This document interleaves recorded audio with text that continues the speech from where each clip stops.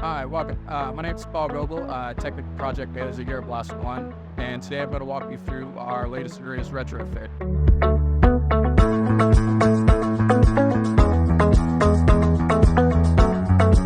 What we've done is we've taken the EcoQuip trailer and EcoQuip unit and made it into a high-performance beast.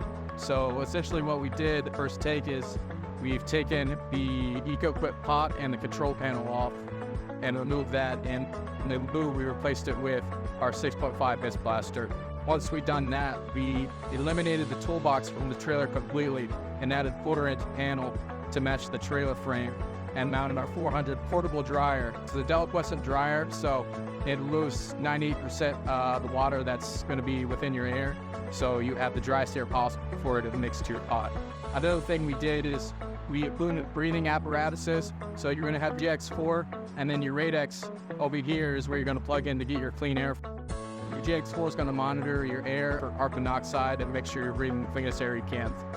On the trailer, you have a 400 CFM compressor, which is enough to power the 6.5, the 400 dryer, your Radex, and also your water pump.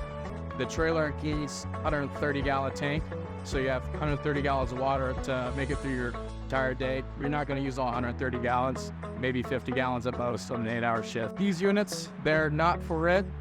They're customized units, so you can only purchase, and when you purchase, it's a whole kit, and we advise you to bring your trailer in, and we'll do the repair and fabrications ourselves. That way you can get on your way and blasting at high performances.